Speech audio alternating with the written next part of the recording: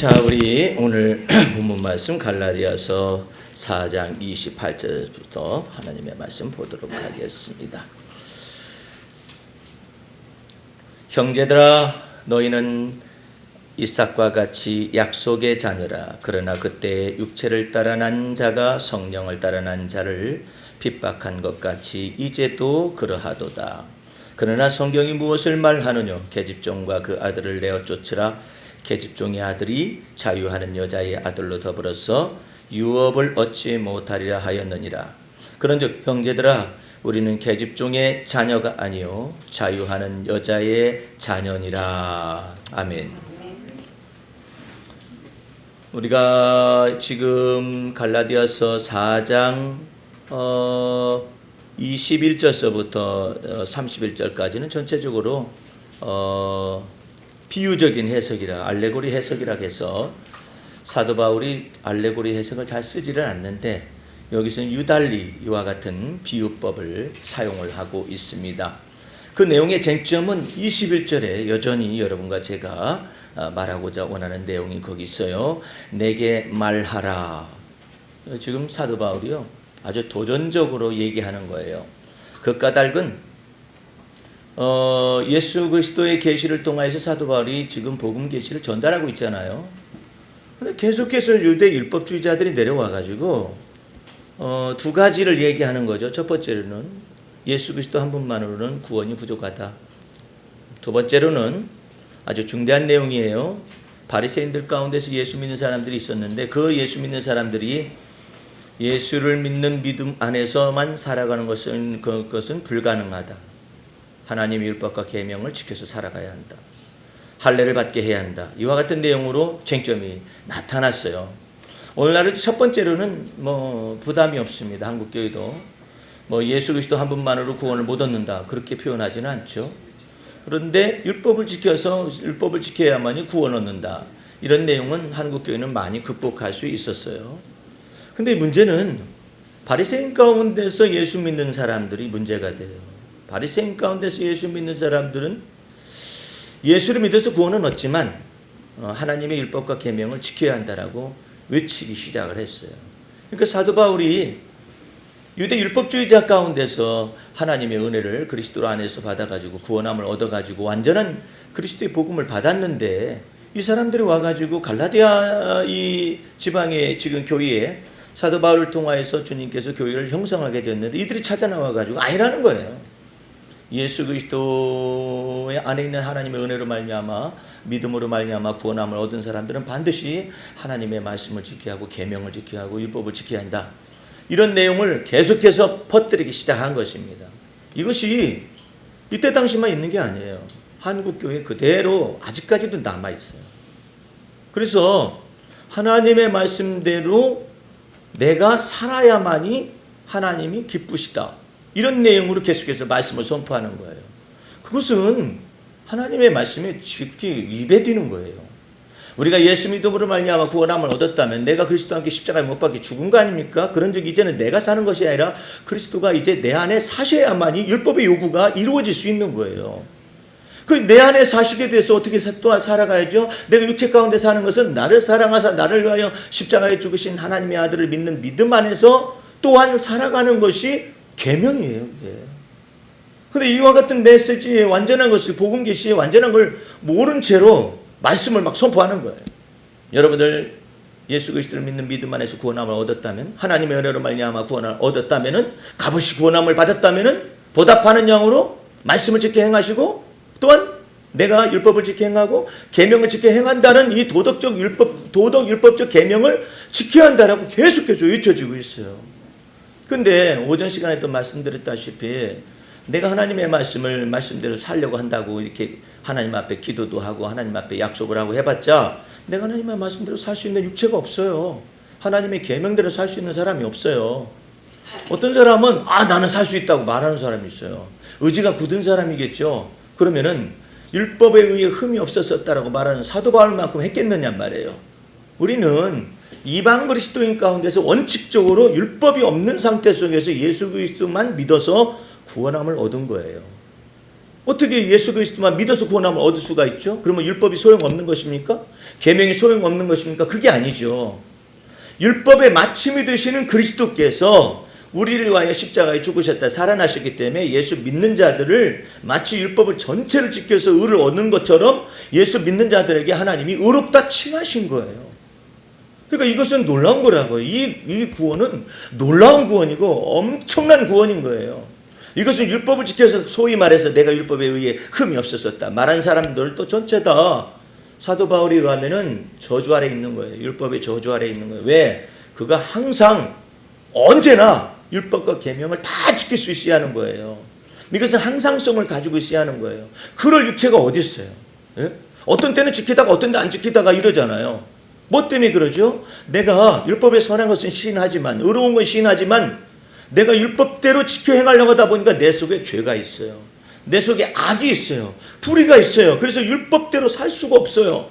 그래서 뭐가 돼요? 오라 나는 곤고한 사람이로다. 누가 이 사망의 몸에서 나를 건져내겠느냐 이 말이에요. 그게 사도 바울이 로마서 7장에 고백하는 내용이에요.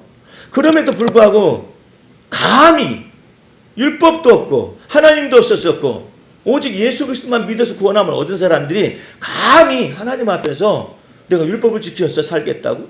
하나님의 말씀대로 살겠다고? 이것은 있을 수가 없는 얘기예요. 하늘에 계신 하나님께서 웃으실 일이라고. 그런데 이와 같은 메시지가 아직도 증거가 되고 있어요. 계속해서 증거가 되고 있는 거예요. 그래서 사도 바울이 이처럼 얘기합니다. 21절 말씀 보세요. 내가 말하노라 율법 아래 있고자 하는 자들아. 그렇죠? 율법 아래 스스로가 있고자 하는 자들아 이 뜻이에요. 이것은요. 엄청나게 이 놀랍대로 주의 복음의 말씀을 복음의 진리의 말씀을 오해하는 메시지들이 막 증거가 되고 있어요. 그리고 또 아멘을 해요. 또 사람들이 아멘하면 다 같이 우리가 율법과 계명을 지켜서 살 수 있다고 아멘하는 거 아니겠어요? 하나님의 말씀대로 살고 싶으나 살지 못한다고. 그런 고백은 왜 하는 것이죠? 하나님의 말씀대로 살고 싶어요. 그런데 왜 하나님의 말씀대로 살지 못하느냐 말이에요. 우리 속에 악이 있고 죄가 있어서 그래요. 구원파는 한술 더 떴어요. 우리가 예수 믿어서 죄사함을 얻었으면 죄가 없다라는 거예요. 이제. 내가 죄가 없다라는 거예요. 주님의 복음의 말씀을 이렇게 나눕니다. 그리스도 예수 안에 있으면 정죄함은 없어요. 정죄함이 없다는 말이 무슨 말이죠? 죄가 있지만 정죄를 하지 않는다는 뜻이에요. 악이 있지만 정죄를 하지 않는다는 뜻이에요. 오직 예수 피의 권세와 능력 안에 있을 때 죄사함의 은혜가 내 속에서 효력을 발생합니다. 예? 의롭다 칭하심의 하나님의 은혜가 내 속에 효력을 발생해요. 이제는 또한 내가 하나님의 말씀을 지켜 행하려고 하면 또 악이 나와요. 죄에 또 걸려요. 그렇기 때문에 여러분과 나는 항상 예수 믿는 믿음 안에서만 주의 날개, 은혜의 날개 그늘이 여러분을 위해서 보장된다는 사실을 믿어야만 합니다. 이걸 떠나서는 여러분은 생명이 없어요. 예수 그리스도를 믿는 믿음에서 떠나면 즉각적으로 율법의 의로운 행위를 가지고 내가 하나님의 마음을 맞춰야 해요. 그러면 하나님께서 이처럼 말씀하십니다. 하나님이 거룩한 것처럼 너 거룩해봐라. 뭐가 없이 예수 그리스도를 믿는 믿음이 없이 거룩해봐라 그래요. 너 하나님이 의로우신 것처럼 너 의로워봐라. 완벽한 의로움을 가져와라. 그러면 주님께서 뭘 여시느냐면은 길을 여시고 진리를 여시고 생명의 길을 다 여시겠다는 거예요. 생명나무의 길을 여시겠다라는 거예요. 그런데 그렇게 살 수 있는 육체가 어디 있어요? 없음에도 불구하고 왜 그런 메시지는 그렇게 전달되고 있느냐 이 말이에요. 예수 그리스도 안에 있는 하나님의 은혜를 믿는 믿음 안에서 구원함을 얻었다면 이제 말씀대로 사세요. 계명대로 사세요. 율법대로 살으라고 명령을 내리고 있느냐 말이에요. 누가 감히 그런 명령을 내렸어요? 없어요. 하나님이 그런 명령을 내렸느냐? 안 내렸어요. 근데 감히 누가 그런 명령을 내리고 있느냐 말이에요. 사도 바울이 여기에 대해서 흥분을 하는 것입니다. 그것이 바로 유대 율법주의자들이 그런 하나님이 내리지도 않는 명령을 지금 전달하고 있는 거예요. 전달하게 되니까 어떤 현상이 발생했어요? 거꾸로 가보세요. 갈라디아서 3장을 돌아가 보시기 바랍니다. 3장 1절 말씀. 어리석도다 갈라디아 사람들아. 이 첫 번째 말씀이에요. 어리석도다 갈라디아 사람들아. 예수 그리스도께서 십자가에 못 박히신 것이 너희 눈앞에 밝히 보이거늘 누가 너희를 꾀더냐. 내가 너희에게 다만 이것을 말하려 하노니 너희가 성령을 받은 것은 율법의 행위로냐 듣고 믿음으로냐. 너희가 이같이 어리석으냐. 성령으로 시작하였다가 이제는 육체로 마치겠느냐. 예? 5절 말씀, 너희에게 성령을 주시고 너희 가운데서 능력을 행하시는 이의 일이 율법의 행위에서냐 듣고 믿음에서냐. 여러분들 이것은 구원에 관련된 내용만 해당이 된다라고 생각하면 안 돼요. 믿음에 예수 그리스도의 반석을 놨으면 그 위에 세우는 것도 믿음으로 세워야만 하는 것입니다.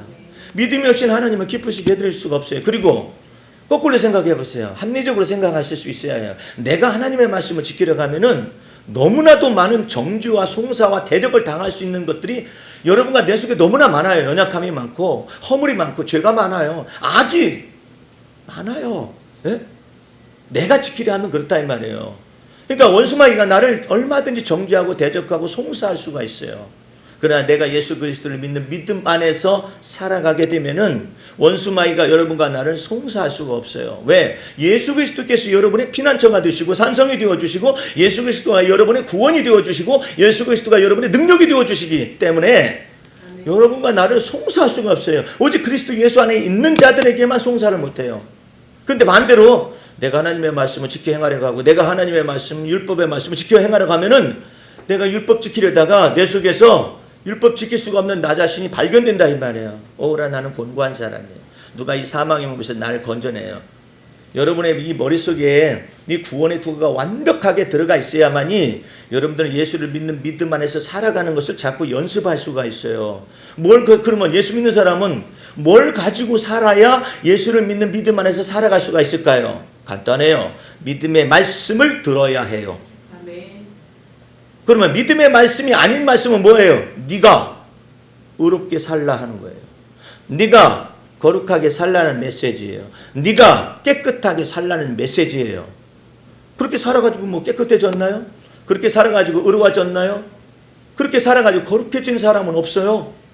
내가 율법을 지켜가지고 그럼 어떻게 살아야 또 다시 돌아가는 어떻게 살아야만이 그리스도를 믿는 믿음 안에서 이와 같은 우리는 거룩함과 의롭다함과 이 모든 것을 다 가지게 됐는데 어떻게 살아야 간단해요. 예수를 믿는 믿음으로 또한 살아가는 거예요. 예수를 믿는 믿음으로 살아가면 하나님의 은혜가 여러분 속에 계속되어집니다. 할렐루야. 그리고 성령께서 여러분을 도와주시기 위하여서 보혜사로서 여러분 안에 들어오셨어요. 그래서 가르치시는 거예요. 뭐 어떻게 가르치느냐? 그리스도를 가르치는 거예요. 힘들 때, 고난당할 때, 어려울 때 너희 안에 거하시는 그리스도는 영광의 소망이니라. 그걸 가르치는 거예요. 예? 그러므로 설교자들은 다른 도덕적 교훈을 가르치기 위해서 여기 세워진 것이 아니에요. 예를 들어서 내가 도덕적 교훈으로 하나님의 말씀을 전하면은 나도 그 부담을 가져요. 율법적인 메시지를 내가 전하잖아요. 그럼 너는 그렇게 살았느냐? 하나님이 물어요. 마귀도 나를 송사할 수 있어요. 내가 여러분들 율법대로 살 수 있을 사람 같아요? 여러분은 살 수 있는 사람일까요? 근본적으로 우리는 이방인이었었어요. 율법이 없었다고요. 근데 어떻게 우리가 율법대로 살 수가 있단 말이에요. 근데 여전히 도덕적 메시지를 전달하고 있어요. 도덕 율법적인 메시지를 계속 전달한다고. 말씀대로 사세요. 얼씨구. 그 말씀대로 살으라고 하는 그분은 말씀 선포자는 말씀대로 살 수가 있느냐 말이야. 말씀을 행하고 살 수 있느냐 말이에요. 살 수 있다라고 생각하는 사람도 있는가 봐요. 아직까지도 덜 깨지고 아직까지도 자기 자신이 얼마나 부정한 사람인가를 알지 못해서 이런 현상이 발생하는 거예요. 의인이 어디 있어요? 의인은 없나니 하나도 없어요. 예? 하나님이 보실 때 의인은 없나니 하나도 없는 거예요. 근데 어떤 사람들이 이렇게 말해요. 나는 다른 사람보다는 내가 의롭게 살려고 노력을 했다. 내가 다른 사람보다는 거룩하게 살려고 노력을 했다. 내가 다른 사람보다는 경건하게 살려고 노력을 했다. 그건 다른 사람보다는 이란 뜻이죠. 렐러티브한 거예요. 상대적인 거예요. 다른 사람보다도 그러나 하나님의 보시기에 어떠냐 이 말이에요. 그게 문제가 되는 거예요. 왜 하나님의 보시기에 어떠냐 이 말이에요. 근데 다른 사람보다는 제가 의롭게 살려고 노력했다라는 거예요. 그거 가지고 하나님 앞에 해당이 안 돼요. 그것을 가지고 믿음에 반석되는 것에다 집을 짓게 되면 전부 다 지푸라기와 풀과 나무로 지은 집에 불과하다고요. 그런데 우리는 예수를 믿는 믿음 안에서 오늘 베드로전서 1장에서 있는 것처럼 믿음으로 말미암아 하나님의 능력으로 보호하심을 입기 때문에 여러 가지 환난 속에서 예수를 믿는 믿음 안에서 승리하게 하시는 것입니다. 아멘. 할렐루야. 아멘. 그래서 예수를 믿는 믿음 안에 서 있으라는 거예요. 예수를 믿는 믿음으로 살아가라는 얘기예요. 근데 자칫 잘못하면 여러분들이 예수를 믿는 믿음에서 떠난다고. 이 떠나는 시점을 여러분들 잘 알아야 해요. 떠나는 시점이 어느 때냐? 첫 번째로 내가 이대로 살면 안 되는데, 내가 마음을 다하고 뜻을 다하고 성품을 다하고 목숨을 다하여 하나님을 사랑하려고 노력을 해야 하는데 라는 순간서부터 여러분들 속에 자기의가 발생하고 여러분 속에 패배감과 죄책감의 이 멍해가 들어오기 시작을 해요. 왜? 그렇게 살지 못하는 나 자신이 너무나 초라한 거예요. 나 자신이 너무나 비참해요. 그래서 뭐가 돼요? 오라 나는 곤고한 사람이 되는 거예요.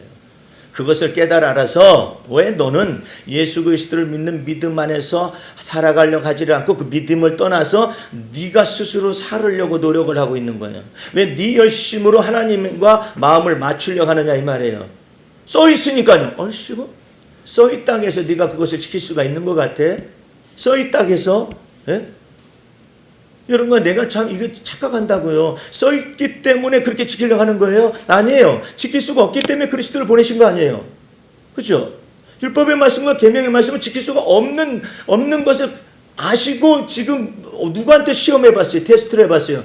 이스라엘과 유대 백성들에게 테스트를 한 거예요. 결국은 어떻게 됐어요? 율법의 저주 아래로 다 들어가서 멸망했어요. 여러분들, 이스라엘과 온 유다가 하나님의 율법의 말씀을 다 지켜 행하였다면은 그리스도는 오실 이유가 없어요. 잘 생각해 봐요. 그리스도가 오실 이유가 뭐가 있어요? 율법 지키라고, 율법 지켜 행하라고 이스라엘과 유다에게 이 만 가지 율법을 지켜 행하라고 다 선포가 됐는데 율법을 다 지켜 행해가지고 복도 받았고 영원한 생명도 얻을 수가 있다면 그리스도가 오실 이유가 뭐가 있느냐 말이에요.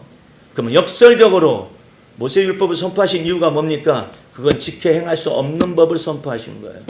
선치 못한 율례를 선포했다고 성경이 말을 하고 있어요. 선치 못한 율법이라는 말은 무슨 말이냐면 율법이 선치 못하다는 것이 아니라 율법 아래로 들어간 자들은 율법의 저주 아래 떨어질 수밖에 없다라는 전제 속에서 이것이 선포가 됐다라는 거예요. 그러면은 이 문제를 어떻게 해결합니까? 죄는 죄대로 남아있고 율법의 요구는 요구대로 남아있어요. 그리스도께서 하나님께로부터 보내심을 받으려면 두 가지를 동시에 해결을 봐야 해요. 하나는 죄 문제를 해결을 봐야 해요. 하나는 율법의 문제를 해결을 봐야 해요. 이걸 담당할 인간이 어디 있어요? 어느 누구가 이걸 담당하죠? 석가모니가? 공자가? 맹자가? 예? 마호메시? 이 세상 죄를 다 담당할 수 있을까요? 없어요. 없어요. 오직 하나님이 보내신 자 하나님의 아들 예수 그리스도가 온 세상 죄악을 전체를 짊어지고 하는 하나님의 어린 양으로서 하나님께로부터 보내심을 받은 것입니다. 어떤 사람은 그래요. 석가모니도 보내심을 받았지 않았을까요? 보내심을 받았어요. 하나님께서 일반은 종 속에서 보내셨어요. 그러나 온 세상 죄를 담당하라고 보낸 적이 없어요. 석가모니가 온 세상 죄를 다 담당하나요? 불가능해요. 전상천하의 유아 독존인데 어떻게 온 세상 죄를 감당하죠? 그 사람은 죄 문제를 풀어보고 죄업의 문제를 풀어보려고 노력을 했어요. 열반의 경지에 다다르면 그것이 되었을까? 했지만 그 해답을 얻지 못했어요. 그러나 하나님의 아들 예수 그리스도는 온 세상 죄악을 전체를 담당하라고 하나님이 친히 보내셨어요. 그래서 십자가에 죽으셨어요. 그리고 부활하셨어요. 그래서 십자가에 죽으셔서 어떤 문제를 해결했어요? 온 세상의 죄악의 문제를 해결했어요. 그래서 속죄제물이 된 것입니다. 또 한 가지, 하나님과 나 사이에 의의 문제가 발생해요. 뭐 때문에? 율법 때문에. 율법의 의로서 완전해져야 하는데 완전할 육체가 없어요. 그렇기 때문에 예수께서 십자가상에서 모든 성경을 내가 다 이루었다 하시는 거예요. 어떤 걸 이루신 거예요? 율법이 요구하는 바 모든 요구를 그리스도께서 다 이루신 것입니다. 그래서 예수 믿는 자들을 죄악을 정죄하지 아니하시고 죄사함을 주는 것이며 의롭다함을 선물로 주시는 것입니다. 그래서 하나님의 자녀가 되는 권세를 받았어요. 이것이 믿음의 반석인 것이고 그리스도의 놀라운 반석인데 이걸 누가 감히 허물려 가느냐 이 말이에요. 근데 이와 같은 것 속에서 믿음을 가지고 또 세워나가야 할 게 아니에요. 왜 찬송가의 오전 예배 때 이 몸의 소망 무엇인가를 선택한 줄 아십니까? 이것 때문에 그런 거예요. 믿음의 반석은 그리스도 위에는 없습니다. 할렐루야. 그 반석 위에 여러분들이 세울 때 세우는 사람이 조심하라는 거예요. 그러면 극단적으로 말해서 십자가 우편강도는 세울 수 있는 기회가 있었습니까? 없었어요. 십자가 우편강도는 그냥 죽을 때 예수님 믿었을 뿐이에요. 그래서 내가 오늘 나와 더불어 나곤에 있으리라 말씀하셨잖아요. 그래서 구원 한번 받았어요. 그러나 믿음으로 세울 기회가 없었어요. 사형에 처했기 때문에 이제 남아있는 우리들은 넉넉하게 하나님께서 우리에게 믿음으로 세울 수 있는 기회들을 주시고 계십니다. 모래 위에 세우지 말고 반석 위에 세워서 그 속에 집이 무너지지 않도록 하라고 그러잖아요. 금과 은과 보석으로 너의 집을 세우라고 말을 하잖아요. 그 금은과 보석은 왜 금은과 보석으로 세워야죠? 불 가운데서 연단이 있을 때 여러분의 믿음을 달아보시는 것입니다. 여러분의 믿음의 시련이 금보다도 더 존귀한 걸 만들어내는. 그래서 이 믿음으로 말미암아 여러분이 사는 것하고 도덕적으로 내가 깨끗해지려고 노력을 많이 하고 있습니다. 율법을 제가 지키려고 노력을 많이 하고 있습니다. 의로워지려고 노력을 하고 있습니다. 거룩해지려고 노력하고 있습니다. 경건해지고 노력하고 있습니다. 이 모든 건 전부 다 애들 장난이에요. 애들 장난. 예? 뭐 하는 거야 이게 지금. 그래서 천박한 초등학문에 있는 사람들이 율법 아래, 도덕 율법 아래서 율법을 지키려고 애를 쓰는 사람들은 여기에밖에 해당이 안 돼요. 엄밀히 말해서 내가 율법을 지키고 내가 계명을 지키고 내가 하나님의 말씀을 지켜 행하려고 하는 자들은 내가 사는 것이 아니라 그리스도가 내 안에 사셔서 그리스도께서 왕이 되셔야 하는데 감히 자기가 왕노릇하는 거예요. 감히 왕노릇하는 거예요. 자기가 자기 의를 세우려고 한다는 거예요. 그 목사님 그거 말고 비스무리한 것이 있지 않습니까? 있어요. 성령으로 시작했어요. 믿음으로 시작했어요. 믿음으로 시작했다가 율법의 행위로 마치는 인간들이 있어요. 이 인간은요 처음부터 자기가 말씀대로 살고 자기가 율법대로 살려고 하는 그 인간하고는 좀 달라요. 이 사람은 시작은 잘해요. 성령의 감동으로 시작했어요. 그 다음에 믿음으로 시작은 했어요. 근데 끄트머리에 자기가 그것을 전부 다 자기의 의로운 것으로 해석을 하는 인간들이에요. 예? 자기가 내가 하나님의 말씀을 잘 지켰기 때문에 복받았다고 생각하는 인간들이에요. 예? 그래서 그게 갈라디아 교인들이었었어요. 여러분과 나는 하나님의 은혜로 시작했으면 하나님의 은혜가 여러분에게 은혜 되기까지 믿으시기 바랍니다. 그래서 사도 바울이 이처럼 말하는 거 아니에요. 나의 나된 것은 하나님의 은혜다. 그것이 끝까지 가야 해요. 그런데 머릿속에 아직도 이 구원의 투구가 새로워지지 않은 사람은 성령으로 일단 시작해요. 하고 난 다음에 그 다음에 어려운 일 발생하잖아요. 그러면 하나님 원망해버려요. 근데 끄트머리가 안 좋아요. 그래서 무너짐이 또 심해요. 의로운 일을 성령께서 감동을 주었거든요. 주었는데도 자기가 한 것으로 착각을 해요. 자기의 의로움이 돼가지고 남을 판단하기 시작을 해요. 나는 새벽기도 하는데 저 인간은 왜 새벽기도 안 는다냐? 나는 금식기도 하는데 왜 저 인간은 금식기도를 안 는다냐? 예배당에 처음 나온 성도들이 막 불이 붙어가지고 있으면은요, 막 불이 붙어서 새벽기도도 열심히 나오고 빠지지 않고 그 다음에 모든 하는 걸 막 열심히 해요. 물불을 외가리며 창검이 겁나려 해가지고 열심히 하거든요. 열심히 하다 보니까 저쪽 장모님을 보니까 완전히 불 꺼졌네. 또 판단. 불 꺼졌대 저분. 자기는 일주일에 2번씩 금식도 하고 말이에요. 그러면서 열심히 다해서 하려고 노력하는데 저기 권사님 보니까 얼굴색도 좀 시커멓고 그 다음에 기도도 별로 안 는 것처럼 보이고 이렇게 해가지고 속으로 판단하기 시작을 해요. 예? 이제 그 판단죄가 드디어 이 들보로부터 이 의로운 일을 시작한 그 속에서부터 이게 판단죄가 뚝 나오네요. 나와가지고 판단해요. 처음 나온 사람들이 막 열심히 불 붙으면은 제일 앞에 나와서 막 이렇게 하면서 말씀을 듣고 그럽니다. 근데 이상한 말씀 선포자 가운데 입술에 이상 야릇한 걸 가지고 다니는 부흥사들 가운데 이런 사람이 있어요. 여러분들 지금 정신 바짝 차릴 때예요. 예? 성령께서 불 떨어지는데 뒷자리는 뭐예요? 이런 사람이 있어요. 그래가지고 앞자리는 금자리요, 중간자리는 은자리요. 뭐하고 앉아있어? 뒷자리는 똥자리요. 그러면 어떤 현상이 발생하느냐면은 그 다음부터 이 앞자리 차지하는 전쟁이 벌어집니다. 이 앞자리 차지하는 전쟁 벌어져요. 예? 앞자리에 있어야만 해요. 여긴 반주자를 보니까 제일 앞자리에 있구만. 은혜 충만 성령 충만하겠구만. 또 그래. 또. 그러려면 그 다음부터 앞자리 쟁탈전이 벌어집니다. 거기다 더 이상한 인간이 또 있어요. 뭐냐면 여러분들 하나님 앞에 예물 드릴 때는 지극한 정성을 다해서 예물을 드릴 수 있기 바랍니다. 그럼 다 같이 아멘 해버리잖아요. 하나님 앞에 예배 드릴 때는 헌금도 빳빳한 돈으로 깨끗한 돈을 구별해서 하나님 앞에 드려야 하나님이 쫙 기쁘시게 받으니 그 이상야릇한 말을 하고 앉아 있어요. 예? 그전에는 그랬어. 그전에는 그랬어. 왜 그런 말이 나오느냐 말이야. 왜 그것을 경건의 기준이나 의의 기준으로 함부로 얘기하느냐 말이야. 하나님께서 너 빳빳한 돈으로 하나님 앞에 예물 드리는 것이 경건이고 거룩한 것이라고 내가 너한테 지시를 했느냐? 하나님이 나중에 심판하실 거 아니에요. 왜 그것을 해가지고 아참 오늘 헌금 못 받고 왔네. 예? 이 빳빳한 돈을 못 받고 왔네. 그러면은 이거 못 내네 오늘. 어? 하나님이 이거 지극정성을 보신다고 했는데 무슨 엉뚱한 소리인지. 예? 하나님은 지극정성을 볼 수가 없어요. 하나님은 믿음을 보셔요. 아, 믿음에는 빳빳한 종이 아니면 헌금 돈이 아니면 어때? 에?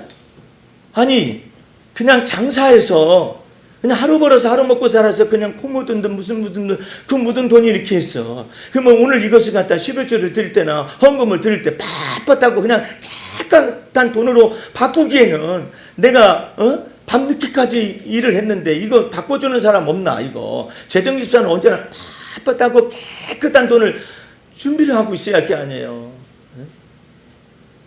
저기가 싱가포르나 미국에 갔더니 헌금 시간은 있어요. 근데 헌금들을 안 하더라고. 그래서 왜 헌금들을 안 넣는가 했더니 들어올 때 카드 결제하고 들어와요. 들어올 때 카드 결제기가 거기 있다니까. 큰 교회에 그 카드 결제기가 있더라고. 그래서 왜들 저렇게 줄을 서 있는가 했더니 그 결제기가 여러 군데 있는데 거기다 카드 결제하고 지금 미리 헌금들을 하는 거예요. 그 카드 결제하면은 빳빳한 돈일까요? 헌돈일까요? 이게 도대체 구분이 안 가네. 그래서 어리석다라는 거예요. 왜 너희가 사람의 명령과 가르침으로 가르쳐서 성도들로 하여금 실족하게 만드느냐 이 말이에요. 왜 무거운 짐을 짊어지게 만드느냐 말. 그것이 마치 경고한 것으로 착각을 하게 하는 거예요. 그것이 마치 하나님이 명령한 거룩인 것으로 착각을 하는 거예요. 그 어떤 목사님은 그래요. 주일날 옷 따로 구별을 하도록 해요. 여러분들 미국에 있는 침례교회는요. 엄숙한 침례교회가 특별히 또 있어요. 거기 있는 성도가 내 세미나가 열리게 되면 그 더운 날도 넥타이를 딱 하고 양복을 딱 하고 땀을 삐질 흘리면서 그 미국인이 그 앉아 있어요. 그래서 내가 상담할 때 그 옷 벗으세요. 옷 자켓 벗으시라고. 그것을 벗으시라고 했더니 뭐 벗으면 안 된다니. 벗어도 돼요. 예? 안 벗는데. 아니 누가 명령을 내렸습니까? 벗지 말라고? 아버지요? 어머니요? 아니라는 거야. 교회에서 명령을 내린 거예요. 교회에서. 예? 그래가지고 이제 하나님 앞에 나아갈 때는 반드시 양복을 입고 넥타이를 매라고 가르친 거예요. 그래가지고 양복을 벗지를 못해요. 넥타이를 풀기까지 시간이 많이 걸렸어요. 너무나도 엄숙한 교회에 이 보이지 않는 이와 같은 사람의 명령과 가르침 때문에 이걸 벗지를 못해. 벗어요. 괜찮아요. 벗어요. 괜찮습니까? 벗으래도요. 하나님이 명령하셨는데 하나님이 무슨 양복을 입으라고 명령을 내려. 내가 성경 기준을 찾아냈어요. 하나님이 양복을 입으라고 명령을 내린 기준이 아니라 하나님은 네 의복을 항상 희게 하거라 이 명령은 내리셨어요. 그러니까 잘 세탁해서 입으시고 어떤 옷이든지 입으세요. 하나님은 사람을 외모로 보시지 않으셔요. 중심으로 살펴요. 아무리 말을 해도요. 이 사람의 명령과 가르침이 완전히 여기 확 들어가 막혀가지고 이거 안 씁니다. 변경 안 씁니다. 하나님이 자유자의 자녀로서 하나님께서 이처럼 자유를 준다고 해도 안 해요. 네? 그러면 목사님, 어떤 분은 나한테 이런 질문을 목사님, 그냥 보통 평상 옷을 입고 가는 것보다 양복을 입고 가는 걸 저는 선택하고 싶어요. 그건 자기 취향이지. 오케이? 할렐루야? 그걸 구분할 줄 알면은 어른이 되는 거예요. 성숙한 사람이. 그것은 자기 취향이죠. 나는 이렇게 혼자 생각합니다는 괜찮아요. 근데 문제는 뭐냐면 너도 그래라라고 말을 하기 시작을 하는 거야. 너도 그래라고. 내가 이전날에요. 그 가운을 입었었거든요. 목회자 가운을 입고 설교를 했어요. 그랬더니 어떤 목사님이 나한테 메일을 보내고 전화를 해가지고 가운 벗으라고. 왜 가운을 벗어요? 그랬더니 그게 목사의 권위주의를 내세우고 있다라는 거예요. 아니 그냥 예배 집례복으로서 그냥 가운을 해줘서 입었을 뿐인데 그걸 그 사람은 또 그렇게 해석을 하는 거예요. 목사님 가운 벗지 않으면 계속해서 메일 보낼 거예요. 그래서 내가 압박에 못 이겨가지고 양복을 입고 나왔는데 나는 그래요. 가운 입을 때도 있고 양복 입을 때도 있고 그것은 자유야. 내 자유를 왜 당신이 뭐라 그래. 내가 예를 들어서 여러분한테 여러분들 모두가 다 양장과 양복을 입고 오라고 하면 이건 문제가 돼요. 이건 문화적인 율법주의를 넘어서가 종교적인 율법주의가 될 수가 있어요. 예? 여러분들 양복 입고 나오지 마세요. 그것도 이상한 거예요.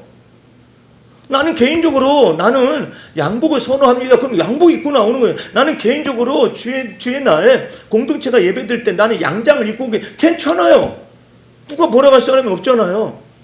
근데 문제는 뭐냐면 그것이 하나님의 말씀이라고 말을 하는 거예요. 이게 지금 그것이 하나님이 기뻐하신다고 말을 하는 거예요. 그것이 하나님 앞에 경건하다라고 말을 하는 거예요. 이게 문제라니까. 태초의 죄악은 거기서부터 시작됐어요. 하나님의 말씀에 하와가 말을 합니다. 하나님의 말씀에 선을 알겐 나무의 실과를 만지지도 말고 먹지도 말라고 자기 생각까지 보태가지고 하나님의 말씀이라고 선포했었거든요. 이 망령된 행실이 그대로 말씀 선포자들 속에서 사람의 명령과 가르침으로 선포가 되어져 가지고 사람들이 그대로 양복도 못 벗고 넥타이도 못 벗고 그 다음에 양장도 못 벗고 한복만 입으라는 교회도 있어. 그 전에 그랬어. 더 심한 거 얘기해 드릴까요? 부활절 때는 전부 다 흰 소복 입고 나오라고 그랬어요. 여러분들 사람의 명령과 가르침이 무서운 거예요. 목사가 여기서 부활절 때는 여러분들 예수님 부활하셨으니까 흰 옷 입고 나오세요 이렇게 말을 해버리잖아요. 그러면 그게 하나님의 말씀인 줄 알아요. 아니 어디가 그런 말이 있어? 뭐 요한계시록에 보면은 흰옷 입은 사람들이 어쩌고저쩌고 그것은 흰옷이 무엇을 상징하는데 그 세마포잖아요. 빛나고 흰 세마포인데 이것은 성도들의 행실이더라. 예? 세마포를 어디다 그래가지고 1992년도 10월 28일인가 그때 예수님 오신다 해가지고 전부 다 세마포 준비한다 해가지고 이 흰옷 다들 입고 거기 앉아 있었다잖아요. 나도 입었어. 참, 아주 웃기게 돌아가는 거예요. 사람의 명령이 갑자기 하나님의 말씀으로 돌변을 하는 거예요. 이게 무서운 것입니다. 예? 우리 주님께서 나중에 판단하시고, 야, 세마포라는 것이 그게 바로 네가 저 시장에서 사서 입는 그 흰 옷이냐? 그게 어째 소복이지? 그게 그 흰 옷이야, 성경에. 이러한 놀라운 현상들이 왜 발생하느냐 이 말이에요. 사람의 명령과 가르침이 율법 아래 있는 자들 이방인들 속에서는 이렇게 전달될 수가 있어요. 그런데 예수를 믿는 사람이 더군다나 이방 그리스도인인 우리가 감히 율법대로 살려고 해서 유대인처럼 살려고 하나? 이것은 유대인들이 웃을 일이에요. 예? 뭐 성지순례를 있을 수는 있어요. 그냥 갔다 올 수 있어요. 근데 그 성지순례라고 말을 해가지고 그 예루살렘 성전 보러 간다고 그렇게 말하면 되는 어떤 사람 이런 사람도 있어요. 요단강 가서 세례를 다시 받아야 한다는 거야. 자기한테 자기는 다시 받아야 한다는 거야. 성지니까. 그게 다 사람의 명령과 가르침이에요. 우리는 이방 그리스도인으로서 우리에게 성전이 어디 있어요? 아니 예루살렘 성전이 어디 있느냐 말이야. 이방 그리스도인이 율법도 없고 제사법도 없는데 어떻게 이방 그리스도인이 성전이 있을 수가 있어요? 예? 근데 예배당이 성전이라고 가르친 거야. 성전은 하나님의 성령이 거하시는 전인 여러분들 안에, 나의 안에 예수 피의 권세와 능력을 믿어서 죄사함 받고 의롭다함을 받은 자들에게 성령이 내주하시잖아요. 여러분의 몸속에 하나님의 성령이 전을 삼고 거하시는 것입니다. 그게 성전이요. 근데 이상하게 돌변하고 있는 거예요. 성전을 바깥으로 내놓으면요 복잡하다네요. 애기 뱃속에, 엄마 뱃속에 있을 때 얼마나 간단해요. 애기가 엄마 뱃속에 있을 때 간단하잖아요. 애기가 나와봐. 여간 보통한 일이야. 이 온도도 맞춰, 습도도 맞춰, 뭣도 먹는 것도 맞아야지, 똥 싸는 것도 전부 다 이거 다 해결해 줘야지, 그렇죠? 근데 애기가 엄마 뱃속에 있을 때는 간단해. 그냥 엄마 따라서 움직이면 돼. 그런데 여기에서 이제 나와가지고 이제 성전이 나왔어요. 이제 여러분의 몸 안에 거하시는 성령이 거하는 전에서 이제 성전이 나옵니다. 나오면은 예배당이 성전이 되잖아요. 여간 복잡한 일이 아니에요. 그럼 제사는 어디로 갔대? 그러니까 일부는 몸으로 드리는 산제사라고 말을 하고, 일부는 그 다음에 구약적인 율법적인 성전의 의미를 이게 편한 대로 갖다 딱딱 붙이는 거야. 이걸 일관성이 없어요. 그러니까는 말씀 사역자는 아주 편리합니다. 중간에 딱 써 있어가지고 어떤 때는 율법을 외치면 돼요. 어떤 때는 복음을 외치면 돼요. 양수 겹장에 아무거나 걸려들면 돼. 성도들은. 그러니까 받는 성도들 입장은 어떻게 해요? 머리가 나눠지기 시작합니다. 아니 어떤 때는 복음으로 갔다가, 어떤 때는 율법의 행위로 갔다가, 이게 도대체가 이거 어떻게 살아야 하냐 이 말이에요. 그 일관성이 없어요. 일관성이. 이 양수 겹장을 치는 이 목회자들, 말씀 선포자들, 말씀 사역자들, 주님 앞에서 서게 되면 어떤 일을 당할 것인지. 여기 보세요. 율법 아래 있고자 원하는 자들아, 누가 이렇게 말했느냐 이 말이에요. 사도 바울이 지금요 외치고 있는 거예요. 그 율법의 행위 속으로 들어가게 만들면 우리는 자유자의 자녀가 아니에요. 예? 계집종의 자녀가 되는 거예요. 그래서 이 천박한 초등학문에 붙잡혀가지고 시키는 것만 해요. 성령께서 감동을 주시는 걸 잘 몰라. 예? 성령께서 그리스도 안에서 살아가는 법을 몰라. 믿음으로 살아가는 걸 전혀 몰라요. 적용할 줄을 몰라요. 예? 그래서 하나, 둘, 셋, 넷. 엘러멘터리 스쿨에 이 초등학교에 입학한 사람하고 똑같아가지고 말하는 것도 꼭 애기같이 말을 해요. 아까 말했었죠. 하나님 아버지, 한 주간 동안 말씀대로 율법대로 살려겠지만 살지 못해서 죄송합니다. 회개합니다. 용서해 주세요. 다음 주간에는 잘 살도록 노력해 보겠습니다. 꼭 천박하지 않아. 꼭 하나 둘 셋 초등학생처럼 기도를 하잖아. 초등학생처럼 살아가잖아요. 내가 장성하에서는 어린아이의 일을 버린다고 그러잖아요. 이제 여러분들이 예수를 믿는 믿음 안에서 당당함과 담대함을 가지고 주 앞에서 왕같은 제사장으로 살아가 보시기 바랍니다. 간단해요. 아이고 목사님, 죄가요, 죄성도 있고 제가 죄도 있고 악도 있을 텐데 어떻게 살아? 믿음으로 살으라니까 왜 엉뚱한 소리를 하고 앉아있어. 믿음으로 살면 돼요. 그런데 아직까지도 여러분 속에서 믿음 안에서 당당하지 못한 이유가 있어요. 그게 뭐냐면 아직까지도 자기의 도덕성을 의존해요. 아직까지도 자기의 선성을 의존해요. 예? 여러분이 착하기 때문에 하나님이 복을 내리시는 건가요? 여러분이 도덕적으로 깨끗하기 때문에, 선하기 때문에 하나님이 복을 내리시는 건가요? 그러면 악이 나올 때는 어떻게 할 거예요? 저주받을 거예요? 예? 불의가 나오면 저주받을 거예요? 아니잖아요. 무조건 내리세요. 예? 그런 것도 아니잖아요. 오직 나의 의인은 믿음으로 말미암아 살리라. 할렐루야. 믿음으로 자꾸 살아요. 어떤 사람은 목사님 저는 왜 이렇게 믿음이 없나 몰라요. 자기 기준에다 믿음을 정했어요. 내가 믿음 충만한 것 같으면 믿음이 있는 것이고, 내가 믿음이 없는 것 같으면 뭐가 나와서 믿음이 없는 것 같고, 이런 식이라고. 자기 중심에다가 맞춰놓으니까 믿음이 올라갔다 내려갔다 업 다운이 되는 것이지. 그럼 믿음은 뭐예요? 하나님을 믿으니 이것을 의로 여기셨잖아요. 아브라함이 하나님을 믿음에 이것을 의로 여기셨더라. 왜 하나님을 믿으려니까 왜 자기에다가 이것이 오르락내리락 하는 거다. 오늘 나는 믿음이 하나도 없어요. 오늘 기분 나쁘거든요. 기분 나쁜 거하고 무슨 상관이 있어, 믿음하고. 예? 근데 자기가 오늘 기분이 우울하니까 오늘 믿음 하향곡서. 오늘 기분 업이다. 믿음 충만? 천만의 말씀이에요. 그것하고 상관이 없어요. 하나님을 믿기 때문에. 어제나 오늘이나 영원토록 동일하신 그리스도 예수를 믿는 믿음 안에 거하시기 바랍니다. 그러면 자기 기분하고 상관없어요. 그러면 목사님 자기 기분이 다운이 됐을 때는 어떻게 믿음의 기도가 가능하죠? 이렇게 말하면 돼. 주님 오늘따라 제가 몸 컨디션도 안 좋고 마음도 안 좋습니다. 그래서 굉장히 우울한 것이 저입니다. 그러나 하나님은 여전히 은혜로우시고 자비로우시고 노하기를 더디하시는 분이시며 하나님은 좋으신 하나님이신 걸 믿습니다. 그 주님이 내 모든 죄를 사하셨고 내 모든 병을 고치실 수 있고 내 생명을 파멸해서 건져내신 그 주님, 나를 위해서 좋은 것을 예비하시는 그 주님, 저는 그 주님을 여전히 믿습니다. 왜 못해? 주님 오늘따라 기분이 멋 같습니다. 말할 수 있어요. 주님 앞에 기분이 멋 같지만은, 예?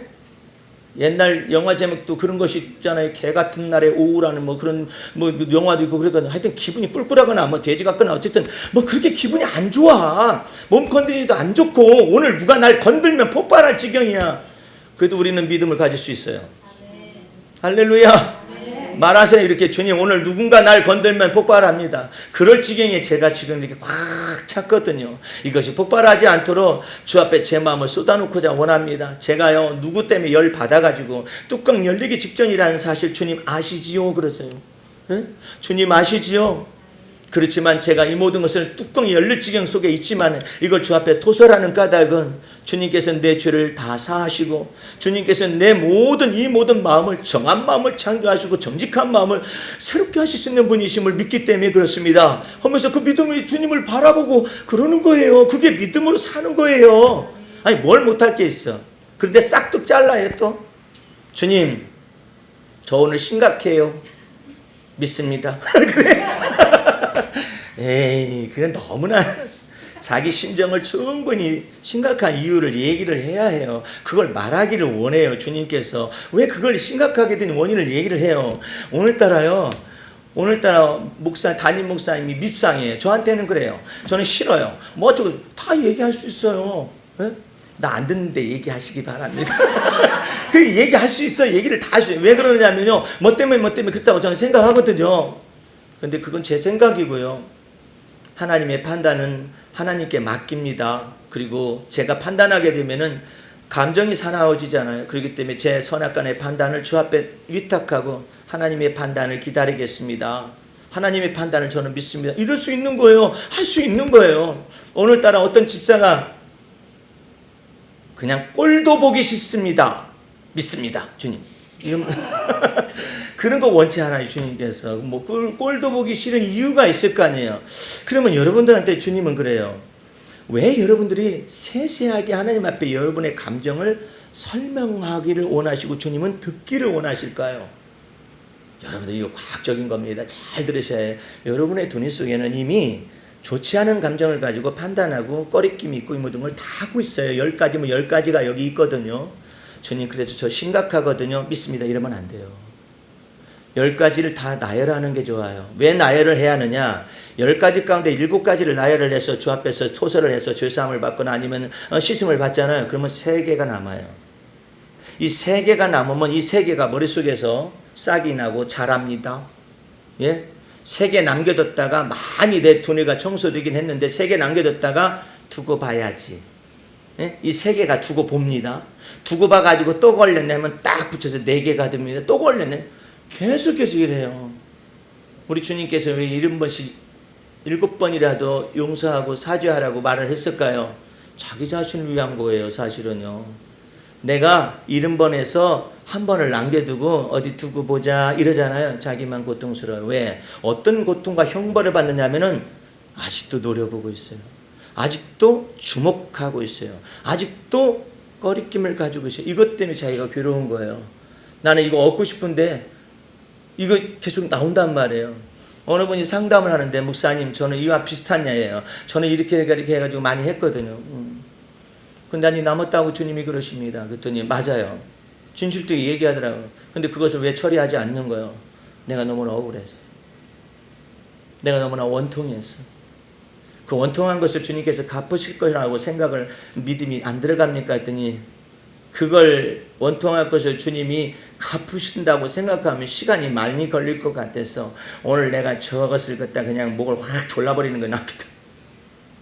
마음속으로 하나님이 처리하려면 시간이 많이 걸리겠죠. 근데 우리는 그 속에서 하나님의 성품이 인내를 배웁니다. 그 속에서 하나님의 온유와 하나님의 관용과, 예? 악한 날에 악한 사람들도 우리 하나님께서 창조하신다고 그 모든 것을 하나님이 만유의 주제로서 움직이시고 있는 이 모든 영광을 하나님께 다 올려드릴 수가 있어요. 예, 여러분들, 여러분 속에서 남깁니까? 남긴 만큼 상대방이 고통을 받는 게 아니라니까요. 내가 이렇게 노려보잖아요. 상대방은 왜 저런다냐 그래. 나만 고통을 받아요. 내 두뇌가 고통을 받아요. 내 두뇌가 뭐들 고통을 받으려고 그래요. 예수 그리스도의 마음을 가져서 완전히 하나님과 마음을 일치시키면 하나님이 일을 행하시고 지어 성취하기가 쉬워요. 그 악한 사람을 혼쭐을 내기가 쉽다고. 근데 조금 남겨가지고 하나 눈치를 살피는 거예요. 하나님의 눈치를. 그럴 필요 없어요. 온전히 떠맡기면 돼. 주님 앞에. 온전히 맡기게 되면 하나님이 다 처리하시는 거예요. 예? 보복하시는 분도 하나님이셔요. 여러분의 마음 중심 속에서 이와 같은 믿음의 법을 잘 알아가지고 믿음을 적용하는 법을 계속 가지고 살아가야 해. 이 믿음으로 살지 않으면은요, 하나님께서 여러분의 편이 되어주질 못해요. 다윗 좀 보세요. 여호와야, 나와 다투는 자와 하나님이 다투시고. 좀 남겨뒀으면은요, 하나님이 안 나가셔. 예, 나가고 싶은데 너 남긴 것 때문에 못 나가겠다. 너 남긴 것 마저 빼버리고 난 다음에 네가 원하는 자의 눈에 티를 빼겠다. 그 권한을 너한테 주겠다. 예? 네 눈에 아직 들보가 있잖아. 그래도 조금 남겼는데 그걸 아십니까? 왜 몰라? 예? 마음을 감찰하시잖아요. 여러분들은 그리스도의 평강이 여러분의 마음을 주장하게 하면은 그 평강이 여러분의 마음을 주장한 사람은 하나님 앞에서 다른 사람이 못 건들게 해요. 이제는요, 너 건들지 마라. 너 죽을 수도 있다. 너 왜 저 사람을 갖다가 온전히 예수만 믿고 믿음의 주에 온전케 하신 예수만 바라보는 저 사람을 갖다가 너 건들려고 그래? 예? 타치하지 말아라. 너 타치. 우리 하나님께 막아서요. 그것을 향하여서 다윗은 여호와의 나와 다투는 자와 다투시고 나와 싸우는 자와 싸우시옵소서. 방패를 가지고 나가서 싸우실 뿐만 아니라 죽어본데 방패 가지고 나가라고 싸우라 말라 해 하나님께. 예? 싸움의 전쟁에 이 골리앗과 더불어 전쟁하는 그런 장면 속에서 묘사를 하는 거예요. 하나님이 우리를 위하여서 싸우신다. 예? 하나님이 우리를 위하여서 일하신다. 예? 이런 내용이 믿음의 말씀이거든요. 그래서 여러분들은 그 마음 중심 속에서 이것을 온전히 받아들이기 시작하면 하나님께서 여러분에게 이제 드디어 뭐냐면 이제 악한데 미련하기 때문에 다 미련해 줄 수는 없잖아요. 그러니까 하나님께서 여러분에게 지혜와 총명의 영을 갖다 붓기 시작을 해요. 그래서 원수보다도 지혜로운 지혜를 주시기 시작합니다. 할렐루야. 그래서 예수 믿는 것이 이처럼 두려운 일이에요. 예수를 온전히 마음속에 믿으면 하나님께서 여러분을 광야에 두지 않아요. 어디로 들여보내냐? 적과 꿀이로는 가나안 땅으로 들여보내요. 들여보내가지고 전쟁을 치르게 해가지고 무엇을 얻게 하냐면 기업을 얻게 하세요. 기업을. 여러분들이 출애굽 구원 받은 이스라엘 백성들이 광야에서 많이 죽었잖아요. 1세대는 다 죽었어요. 여호수아 갈라비에는 다 죽었어요. 그러면 광야에서 죽은 사람들 전부 다 구원 못 받았다고 말하면 안 돼요. 출애굽 구원을 이미 받았잖아요. 그래서 홍해 바다를 넘어서 세례를 받았다고 그랬어요. 그러니까 이미 구원 받은 사람들이에요. 근데 문제는 급수가 있어요. 광야에서 원망하다가 죽는 영혼들이 있어요. 성도들이 있어요. 예? 하나님을 시험하다가 죽은 영혼들이 있어요. 그 사람들 구원 받은 사람이에요. 그러나 이 천박한 초등학문에 딱 묶여가지고, 예? 하나님 앞에서 믿음으로 살지 않냐고 자기 판단, 선악간의 판단 가지고 다 판단하고 살다가 거기에서 죽은 거예요. 오직 두 사람 외에는 다 죽었어요. 모세도 걸려 넘어졌어요. 예? 모세와 아론도 걸려 넘어져가지고 광야에서 죽었어요. 끝났어요. 여호수아와 갈렙만이 믿음을 가지고 하나님께서 이처럼 말씀, 여호수아와 갈렙은 온전히 나를 믿었은즉 내가 그를 인도하여 적과 꿀이 흐르는 가나안 기업으로 인도하여 내리라. 여러분들 기업을 받은 사람하고 기업을 받지 못한 광야에서 죽은 사람은 천지 차이야. 예? 하나님이 가까이 하실 때 여러분들도 더욱더 믿음을 가지고 가까이 가시기 바랍니다. 그리고 마음을 바꿔요. 고집 좀 그만 피우고, 예? 고집의 쓴뿌리 같은 것도 그만해요. 원통하고 억울한 이 쓴뿌리 같은 걸 막 간직해가지고 어떻게 하려고 그래. 이 모든 걸 다 풀어야 그리스도의 평강이 여러분의 마음을 주장할 거 아니에요. 그러면 사랑의 줄로 우리 주님께서는 우리를 묶어버려요. 그리고 성령을 부어요. 그래서 여러분의 마음 중심 속에서 여호와 하나님이 예수 그리스도가 왕 중에 왕으로 거하셔가지고 이제는 만왕의 왕 이 주님이 완전히 내 마음속에 좌정하셔서 이제 할 일을 가르치셔요. 예? 이렇게 여호와를 경외하는 자들에게 하나님께서 택할 길을 보이시리로다. 이제 내가 너의 갈 길을 가르쳐 보이고 너를 주목하여서 너의 길을 인도할 것이니라. 주께서 이렇게 말씀하세요. 그것이 무슨 길이냐? 오직 믿음으로 말미암아 하나님의 능력으로 우리가 보호하심을 얻었나니. 예? 온전히 믿음으로 살아야 해요. 이 시대는 믿음이 없는 시대예요. 믿음이 깨어지는 시대예요. 그걸 누가 깨트린 줄 아세요? 자기가 복음의 말씀을 이해를 못한 거예요. 진리의 말씀을 분별을 못한 거예요. 그래서 율법의 행위로 들어갔거나 자기의 의로운 행위로 들어가가지고 지가 그냥 만들어가지고 고통 만들고 자기가 만들어서 근심하고 자기가 만들어가지고 고통을 만들어내요. 속으로 그냥. 예? 편집을 해요. 망상을 해요. 공상 속에서 자기가 만들어가지고 자기가 고통의 머리를 짊어지고 있으니 거기에다 대고 오히려 주님 여호와는 나의 구원이십니다라고 차라리 말에는 연습을 해보세요. 이거 경건 연습이잖아요. 다윗은 실사이 없이 그 연습을 했어요. 여호와는 나의 구원이십니다. 뭐 하기 전에 망상하지 말고, 응? 교만할 이유가 없어요. 여호와는 나의 힘의 능력이십니다. 응?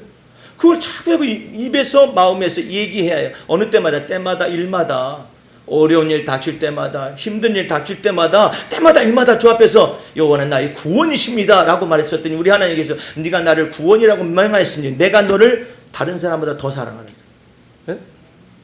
그 얼마나 놀라운 거예요. 주님이 오실 날이 가까운 건 사실이에요. 앞으로 어떤 일이 어떻게 전개될지 몰라요. 환경적으로나 역사적으로나 이 모든 것들이 전체 기근과 경제적인 불황들이 막 3분의 1을 휩쓸고 있습니다. 요한계시록에 보면 검은 말이 그냥 기근의 말이 막 나타나는데 이 지구상의 3분의 1이 전부 다 이렇게 된다는 거예요. 여러분이 이때 어떻게 살래요? 물가가 오르는데 깜짝 놀라고 뭐가 어떻게 된대 그럴 수 있어요. 산이 흔들려서 바다에 던지우고 바닷물이 흉흉해서 산에 넘치는 쓰나미와 같은 대풍이 있을 수가 있어요. 이때 여러분들 어떻게 사실래요? 그런 때이면 그런 때일수록 여호와 하나님은 기근 시에 나를 부끄럽게 하지 아니하신다라고 믿으세요. 그러면 그 사람에게는 안전지대가 딱 성성이 됩니다. 여호와 하나님은 기근 시에도 나를 살리시는 분이십니다라고 믿으세요. 그래가지고 믿되 어디까지 믿느냐면 여호와는 나의 산업이시요 할렐루야. 여호와는 나의 자네 소득이십니다. 이거 동시에 다 믿어야 해. 산업도 주시고 자네 소득도 주시고. 자네 소득은 내가 먹을 거야. 내가 먹고 마실 거야. 산업은 주를 위해서 써야 할 거예요. 우리 주님께서 신명기 18장에 이렇게 말합니다. 네가 수고하는 모든 것에 내가 복을 내릴 것이며 이게 손으로 하는 바 모든 일에 복 내려서 먹고 마시는 거예요. 내가요. 예? 이거 내가 네 창고에 복을 내리리니. 이게 동시에 다 믿어야 해요. 예? 이 믿음이 와줘야 기근시를 다 지나갈 수가 있어요. 주님께서 우리가 알지 못하는 크고 비밀한 일을 일으키셔서 여러분을 위해서 요셉의 창고와 같은 창고를 준비시킬 수가 있는 거예요. 어떤 자들에게? 믿는 자들에게 그것을 열으셔요. 목사님, 저는 여러 가지 실패를 많이 겪었습니다. 그럼에도 불구하고 믿어. 여러 가지 시행착오가 있으면 그럼에도 불구하고 믿어. 나는 못 믿겠지. 나 자신이 나는 못 믿겠지. 그러나 주님을 믿으라고. 예? 주님을 믿을 수는 있잖아요. 아, 주님이 그러시겠다고 그랬어 또. 예? 그 말씀에 의지해서 제가 감히 말씀드립니다 하면서 말씀을 드려요. 주님께서 이처럼 말씀에 기록하셨으니까 감히 말씀드립니다. 이거 기록했지 않습니까? 자, 믿음이 없으면은 그거 시편 30편 갖다 놓고 주님 여기에 이렇게 기록하셨죠. 제가 이 말씀을 믿거든요. 너 다른 말씀을 안 믿냐? 어쨌든 저는 믿어요, 이 말씀은. 이 말씀 저는 믿습니다. 그럼 우리 주님께서 창고에 복을 내리시고 그 다음에 손으로 한 바 모든 일에 복을 같이 내리실 수 있는 거예요. 인생 한 번인데 믿으려면은 다윗처럼 여호와는 나의 산업이시요 나의 자네 소득이시니 여호와께서 나의 모든 땅으로 줄로 재어진 기업을 지키시나이다. 이것이 아름답나이다. 아니 이렇게 믿고 살고 가지 뭘. 예? 이제 새롭게 생각하세요. 하나님께 대한 믿음을 새롭게 하세요. 사람이 못 믿어옵니까? 그래서 못 믿겠습니까? 그러면 사람은 믿지 마세요. 그 대신에 주님은 믿으세요. 주님은 어제나 오늘이나 영원토록 동일하십니다. 할렐루야. 다 같이 기도하겠습니다. 우리 하나님 아버지 감사참이 올립니다.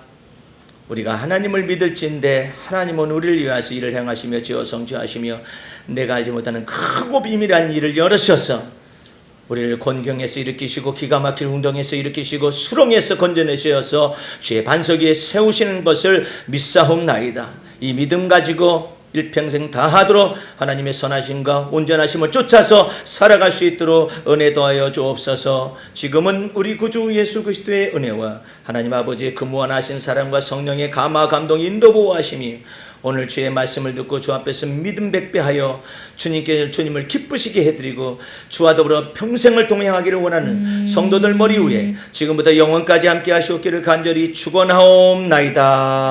아멘. 할렐루야. 마쳤습니다.